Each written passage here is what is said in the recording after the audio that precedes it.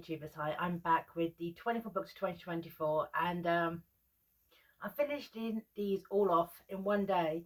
I'm down in Great Yarmouth. I've been going for a lot of stress recently, so I've come down here to basically de-stress and do nothing for 2 weeks. I've got 2 weeks of nothing. You know something? Yesterday, I arrived 2 days ago.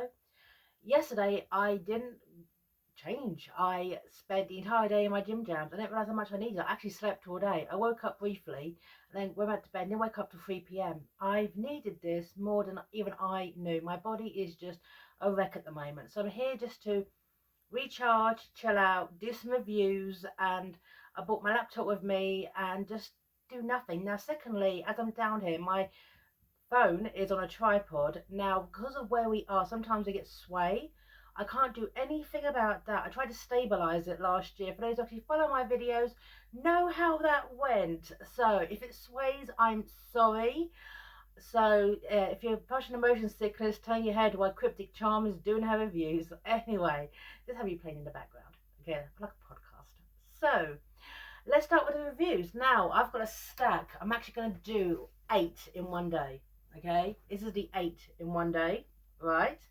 And we're going to start off with A Year of Chasing Love by Rosie Chambers. That's the thing. A Year of Chasing Love. Here we go. A Year of Chasing Love by Rosie Chambers. Read the blurb. One moment can change a lifetime. The last thing top divorce lawyer Olivia Hamilton ever expected was to be served her own divorce papers. To escape her marriage troubles, she agrees to go on a year-long trip to find the ultimate guide to love. Traveling the world surrounded by stories of love and happiness. So long before her thoughts turned to Nathan, a soon-to-be ex-husband, and she starts to take note of her own lessons in love. But with Nathan over 1,000 miles away, will it be too late? Okay, so she is all business. Olivia is approaching 40. She's a top divorce lawyer. She's neglected her marriage. She's been married for less than a decade. And she's just, to be honest, I don't blame Nathan one bit for divorcing her whatsoever. Okay? Like, here you go. And interesting too is just how this bit here, okay? Olivia sighed. As a divorce lawyer, she'd had clients calling in the office, hoping to see her straight away, desperate for someone to listen to their story. She didn't mind, and if she didn't have a prior engagement, she tried best to accommodate them in a cramped bus and diary. After all, she knew how hard it was to take those first steps to visit a solicitor. Never mind rustling up the courage to divulge the most heartbreaking details of your failed marriage to a complete stranger. So she's all business, absolutely all business, right? And she's totally neglected her marriage. Nathan's had enough, right? She's actually known as London's top divorce lawyer, okay? She's actually risen to those ranks. So London's top divorce lawyer, right? And then she served at work her own divorce papers. Oh, the irony. Oh, the irony here. Here you go. She collapsed onto the overstuffed leather sofa she used to interview the most emotional clients, who sought her advice, and so you slid the paperwork out of the envelope that contained a poison pen letter. Effect, of course, was almost as bad, because London's top divorce lawyer had been served her very own divorce petition. Oh, yes. Oh, yes. And the reason is, this actually made me laugh, okay, right. Nathan says it's unreasonable. This is what she is, okay? Respondent is a workaholic, overspending in excess of 18 hours a day at her office, refusing to accept and dismissing the importance of her responsibilities to their relationship. Many holidays and weekends away have been cancelled or cut short due to the tenacity with which the respondent pursues her career. And Nathan is not wrong. Nathan is not wrong. When you sit here about what he's missed because of Olivia, I do not blame Nathan one bit. I was like, my God, this woman. Now, first of all, a woman becoming for the age of 40, London's top divorce lawyer, respect to her. Respect to anyone actually who works so hard in their career to get to the top. But she's neglected everything. Her marriage, herself, her social life. Her social life is essentially after work having a couple of cocktails with the girls, and that's it. Right. She has absolutely no life, no social life. So, and this is a massive wake-up call. Right. The one about the missed holidays is true. In the 7 years since our honeymoon, we've managed a weekend trip to Blackpool, to watch Richard and Denise dance at the Winter Gardens, and a fine visit to Edinburgh to see his brother Dan get married. But if I recall correctly, even the occasion I insisted we caught the first flight back to London, so we could be at our desk at the crack of dawn on Monday morning. Right. I have to confess, actually popped into the office on the way back from Heathrow. Right.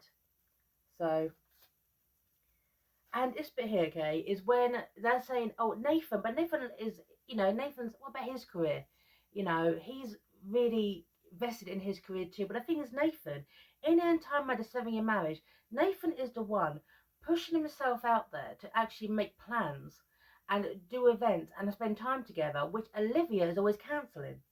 Right. Here you go. Right. Well, wasn't he in Paris for a month before his birthday? And he's about to start a 6 months secondment to Singapore. Olivia annoys the veracity of Katrina's arrangement as a friend of hers, but it mentioned the qualifying mitigation that Nathan had pleaded with her to fly to Paris for pre-Christmas weekend whilst he was there, all expenses paid. The city romance held a special place in both their hearts as the French capital's wedded honeymoon. Yet despite this, Olivia had been unable to drag herself away from her precious clients or volunteer work at the local homeless shelter at the busiest time of the year. It's kind of like, we're going to mention that even though Olivia is all business, just to make the audience not hate her, right, she also volunteers at a homeless shelter. Okay, so that's kind of thrown in there by the author to say, yeah, well, Olivia's not as bad as I'm making out. She volunteers at a homeless shelter too. Right. It doesn't work that way, sadly. I really, really didn't like Olivia. Okay? I didn't. And then, oh yes, here comes the K, her fairy godmother, right?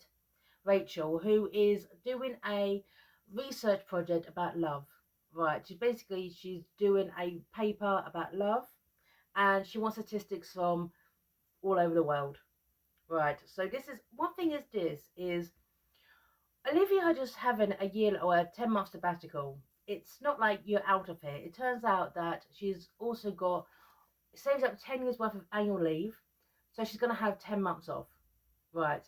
At the end of leave it in February, come back by Christmas or December, and spend 10 months off, basically find herself doing a bucket list. And that actually is kind of like discussed as well. Even our own boss says you're burned out, you've got circles on your eyes, you're stressed beyond belief, you need a life, and I'm going to make sure you damn get one. I've got to escort you from this building. Right. So then Rachel, her friend, drops this line. Right. My research is a fishing title. What causes marriages to break down? I'm supposed to be looking at domestic abuse, financial difficulties during the recession, alcohol and drug addiction, the effects of the care system. What I really like to focus on are the factors found in marriages that endure, positives, if you will. So she's going to go abroad to all these lovely countries, okay, and discuss how people stay together, how marriages still work. And she does this list, okay, called Olivia Hamilton's Lessons in Love, #1, okay. Now, this kind of shows, okay, how short-sighted this woman actually is. Olivia Hamilton's Lessons in Love, #1, never start an argument you have no chance of winning. That's a lesson in love. What, so you've got to win all your arguments? It kind of shows, even on this page, how short-sighted and kind of obnoxious Olivia is. Never start an argument. You've got no intent. You have no intent. No, you're never gonna win. Seriously, being married to someone must have been a nightmare. And when you flash back to her and Nathan, I mean, trust me, I would have divorced Olivia. I wouldn't have waited 7 years. Actually, it's quite funny. They do say, okay, because she's been married to Nathan 7 years, and I do say that after 7 years, like the 7-year itch, after 7 years, okay, people get itchy outside the marriage, okay. And it's when you find out that Nathan has booked all these holiday tickets, okay, tickets to Les Miserables, good seats too, and one have taken Olivia's best mates or her friends because they're available and she isn't, okay. And this bit here, I would have divorced Olivia just reading this sentence. She cringed as a needle-sharp incision of guilt drew in her chest as she watched the expression of her on Nathan's face as he watched her sprint towards him at the Venice Simmerton Orient Express. Last Pullman carriage disappeared from the end of the beautifully restored platform. The trip had been arranged at the beginning of December as part of his 40th birthday celebrations. It was one of the things that featured higher on his bucket list, and he'd missed it, and it was her fault. Looking back, she should have realised that it was a final candle of hope to be extinguished on the marriage. The Venice Simmerton Orient Express. I would have divorced her after that. I wouldn't even have waited. Divorce papers next day. Okay? But this is Olivia's lesson in love. Olivia Hamilton's Lessons in Love #2. To stay together, you have to be together. Right. You have to be together, but she isn't. And this is her third one. Time away from the usual routine is essential to reconnect and replenish togetherness. Right, and this is when again she goes to Malta. Now I've been to Malta. Malta is a gorgeous place. I recommend everyone should visit Malta once in a lifetime. I went off season. I booked it as a Christmas present to myself. I fly solo, and where I was staying in was literally the start and finish line of the Maltese Marathon. I didn't know that. How I managed to even get this hotel, and the hotel was lovely, was wonderful. Okay, the weather was nice. It was hot, but not too hot.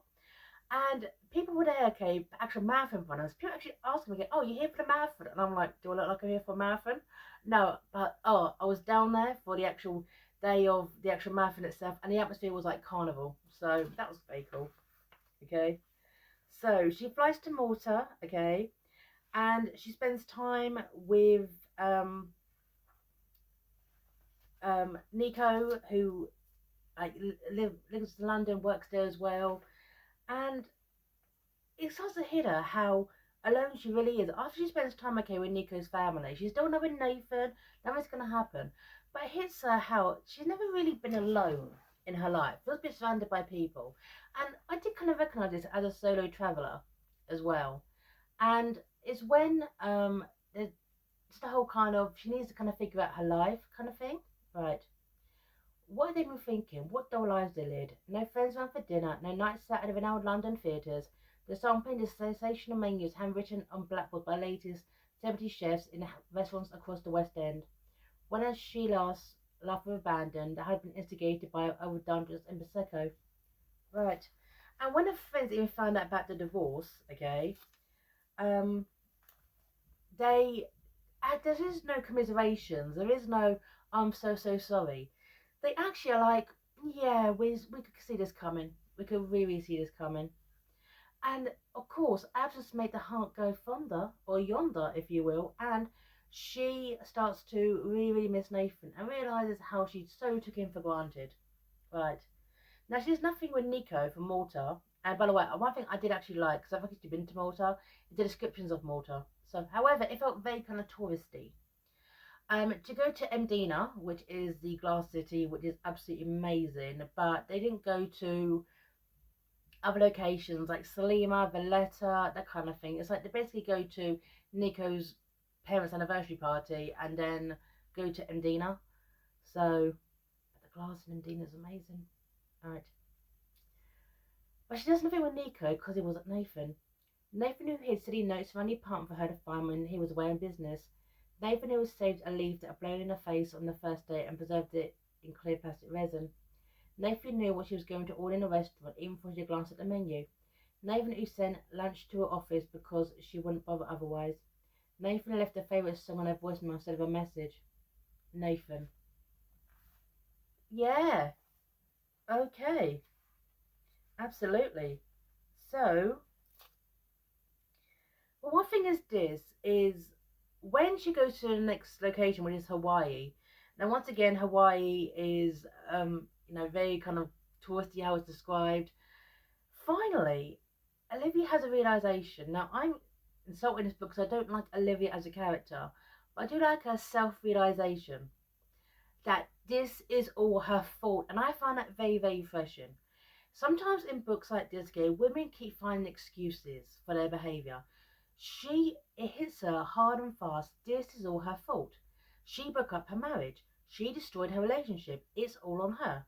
Right, here you go. The brutal realization twisted a knife in her stomach, and a set of emotions breached her defence.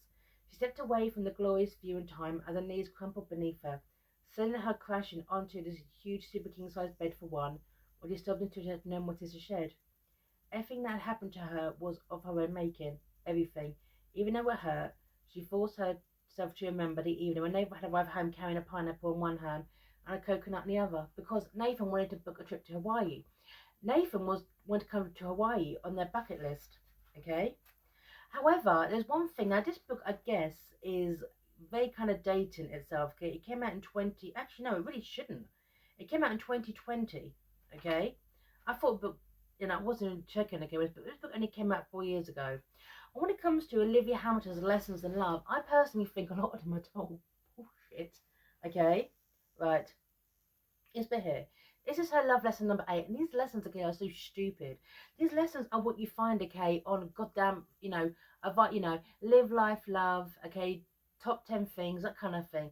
All these lessons are so dumb. Maybe that's intentional, show how dumb Olivia is. It's been here. Lessons love number 8. Sexual attraction and the fission of the physical desire in a partnership must surely contribute to enduring love.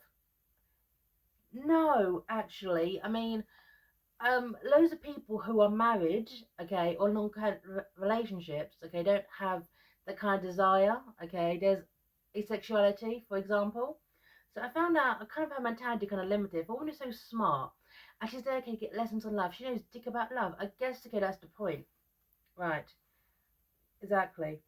And also, I found her mentality as well, because one thing is this: she's approaching 40, and she and Nathan are childless. Nathan wanted a family, and she was in an oven because of my career as London's top divorce lawyer, Nathan.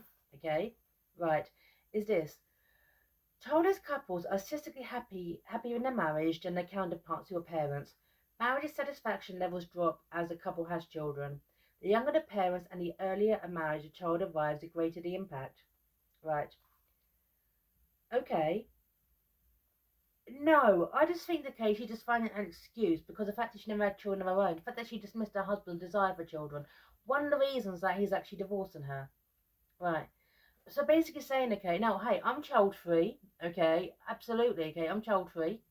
I'm not a couple, not in a couple, right? But the whole kind of childless couples who don't have children are happier than people with. Right. Okay. So after she goes to Hawaii and Malta, one thing is this, and she also goes to Singapore, where Nathan actually is, but they never actually meet. Now, I was expecting this to come at a big moment where she actually does see Nathan at a distance, but Nathan is getting in a car with another woman, so she thinks that now Nathan is now seeing someone else. Hey, they're separated, he's free to do that, right? Is when she goes to Denmark. Now, one thing I actually do give this is she goes to countries where aren't normally known for being romantic. Okay, I mean Malta's a beautiful city, but you never know it for being a romantic destination. She's there because um, it's you got the one of the lowest divorce um in the world, and I'm like, well, it's quite a small country. I've actually been. You can actually walk from Malta from one end to the other. She goes to Hawaii, and she also goes to Denmark, Copenhagen, which is quite interesting because they've got one of the highest divorce rates in the world. And when she's asking Peter, who is a expert in this, okay, he's a Danish professor, okay, this bit here, right. We do not call ourselves on high-fat, sugar-laden, commercial produced fast food. We prefer our food in its natural state. It is simply taking pleasure in flavour, its aroma, and in presence of family or good friends, not in the tray stuffed in front of the computer, monitor, or the television. Right. And that's why Denmark is so happy. And the reason is as it's a very, very happy country, they have no fault divorce. They recognise that if you are not happy in your marriage, you divorce. And they have no fault divorces. Divorce is very, very easy in Denmark because it's a fact that as it's impacted on your happiness, you get divorced. Right. Here you go. Then the system ending a marriage only applies after the fact. I've told you Denmark has the shortest working week. We are blessed with a higher than average number of public holidays. We see a lot of our spouses and families. We have high female employment and equality of salary. Males that depend on their partners for child support. We have a generous welfare system which contributes to childcare for working families. Did you know we have allowances for children under 24 if they're still pursuing their education? Right, so that's why. And that was quite interesting. So, when she puts it all together, right, and when she goes to all these countries, and when she comes back and does her, compiles her research, it's still going to shit at work, of course it is, because she's not there, okay? Her last lesson, lesson number 20, love is all you need, right? Wow, thank you for ending that, right? Here you go. All you need is love. Yeah, thanks so much. So she puts it all together. Now I was actually hoping that she would either meet someone new, be happy being single, just do something else with her life. Okay, cut down on her hours, can get the fun stuff. No, of course. After not being with her husband for a year, she gets back with Nathan. Nathan, who she treated badly. Right. Nathan, who she treated so badly. And it turns out, whilst Nathan's been in Singapore, okay, as part of his job, without Olivia, who treated him so badly, he's been living his worst life. He needs her. He loves her so much.